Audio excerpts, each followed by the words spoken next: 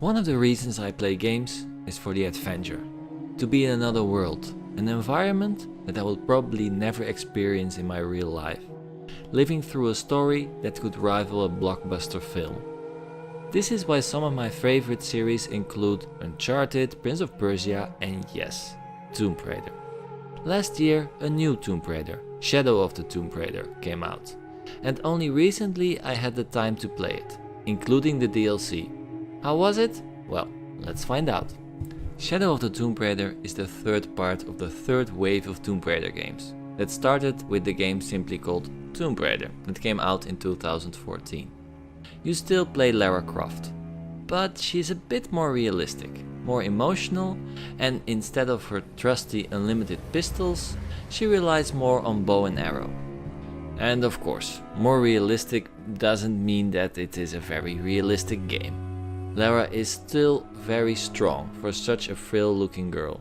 She's agile like a gymnast and she can craft arrows in just a few seconds. But it's never annoying and it actually feels natural. Just like in the last few Tomb Raider games, in Shadow you're after treasure that is sought by a group called Trinity. This paramilitary group believes that certain ancient artifacts will grant you money and power. When Lara finds an ancient dagger in the South American jungle, she unexpectedly triggered the Cleansing, a permanently solar eclipse that will wipe out part of life on Earth. In order to stop this from happening, she needs to find a box that came with the dagger. Of course, with Trinity on her heels. This is the background story in short. And it brings Lara to all kinds of locations in the jungle, where she climbs and jumps her way through cliffs, ridges, holes. She swims in idyllic mountain lakes and underwater caves. She solves puzzles in colonial villages and ancient temples. The gameplay is great and varied. She's not defenseless and occasionally encounters some enemies that she can shoot or take out stealthily if she's careful. The shooting isn't as great as the platforming, and I think it is the weakest point of the game. But with some skills, most sections aren't very hard. Of course, there is an upgrade section too. You can upgrade Lara with extra skills, but you can also upgrade her equipment. I always like this kind of progression, but I must say this time I didn't really care about it, and many skills didn't seem too useful. Especially not because I had acquired the Season Pass, which contained much better weapons than the ones you can find in the game, even when upgraded. Talking about this DLC, apart from some outfits and weapons, it's adding additional challenge tombs. These tombs are also in the base game, but the additional ones are a bit more elaborate. Some have a nice sub-quest, but in the end they always follow the same pattern. You're always sent somewhere on the map where you go into a cave and solve some jumping puzzles or some kind, looking for an artifact. All in all, most of these DLCs are a nice addition to the overall story. One of them is even an epilogue. Shadow of the Tomb Raider has the most beautiful graphics I saw in a game, period. From the lush jungle to the damp caves, beautiful lakes, busy colonial settlements and picturesque villages. It's all made so it seems that every corner is unique, no assets reused. Also, the animations are fluent and look natural, with an eye for detail. I can't stress enough how good this game looks. But also the music and the sound effects are great. I can't say that the music was overwhelming, but it was truly serving the game. Quiet when needed, but when something important happened, the music made the right atmosphere. And lastly, there's the voice acting. As expected with a big budget game, the voice acting is excellent here. The same actors are used as in the previous Tomb Raider games. And where in that game Lara was pretty emotional, here she doesn't have to be, which made the voice acting much easier to swallow. While I was playing this game, I was thinking, what makes Tomb Raider so unique? I remember playing Tomb Raider 2 on the family PC and how little the newest sequel has to do with this old classic.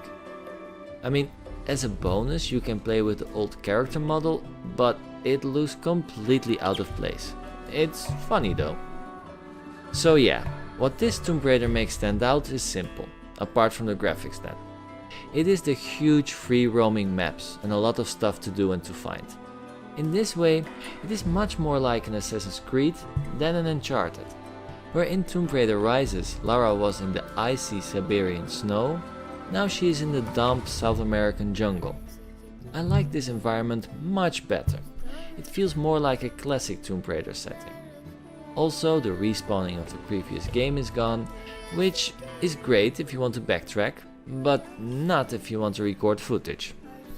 As you see, I'm quite impressed with Shadow of the Tomb Raider, but it is far from perfect. The first thing that really catches the eye are the loading times. They're really long, especially when you start the game. This is something that I didn't experience in a long time, so I was really surprised that such a big budget game as Tomb Raider has such a long loading time. Oh well. As long as the game plays well and looks good, it's worth the wait. And yes, Shadow of the Tomb Raider looks great and plays well, unless you want to fight. For some reason, the fighting was not as fluent as the other games in the same genre. I can't put my finger on it, but it feels more clunky than I'd like. My last point of criticism is about the story. Without giving too much away, the story is very straightforward. No twist, like in the last two Tomb Raider games. Also, less about Lara's past. And less drama, which, in my opinion, is a good thing. So, what is my conclusion about this game? Is it a must-buy?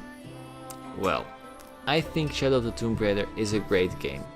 One of those games that when you buy a new TV, this is the game that you show, because it looks so good. On the other hand, it plays everything very safe. For me personally, the Tomb Raider fatigue didn't start yet, but I can imagine that not everyone is so lenient.